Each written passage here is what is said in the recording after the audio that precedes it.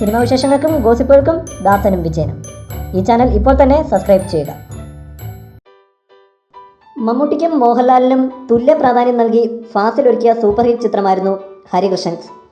എന്നാൽ ഈ സൂപ്പർ താര ചിത്രത്തിൽ മമ്മൂട്ടിക്കും മോഹൻലാലിനും ജൂഹി ചൗളയ്ക്കുമൊപ്പം ഷാരൂഖ് ഖാനും അഭിനയിച്ചിരുന്നേനെ എന്ന വാർത്തകളാണ് ഇപ്പോൾ പുറത്തുവരുന്നത്. മോഹൻലാലിൻ്റെയും മമ്മൂട്ടിയുടെയും ആരാധകർക്ക് പൂർണ്ണ തൃപ്തി നൽകുന്ന വിധം രണ്ടു പേർക്കും തുല്യ പ്രാധാന്യം നൽകിയാണ് ഹരികൃഷ്ണൻസ് ഫാസിൽ ഒരുക്കിയത്.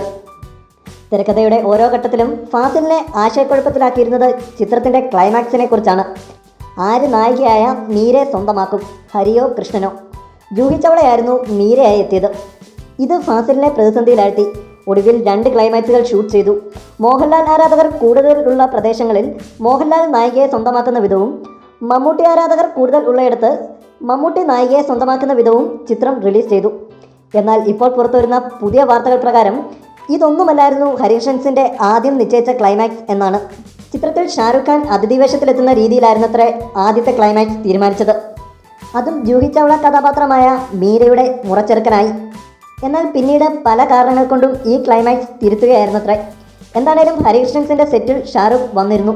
അന്ന് ജൂഹിക്കും മമ്മൂട്ടിക്കും മോഹൻലാലിനുമൊപ്പം ഷാരൂഖ് ഒരു ഫോട്ടോയും എടുത്തിരുന്നു. കൂടുതൽ സിനിമാ വിശേഷങ്ങൾക്കും ഗോസിപ്പുകൾക്കും ദാസനും വിജയനും. ഈ ചാനൽ ഇപ്പോൾ തന്നെ സബ്സ്ക്രൈബ് ചെയ്യുക. വീഡിയോ ഇഷ്ടപ്പെട്ടെങ്കിൽ like, share, comment. Thank you.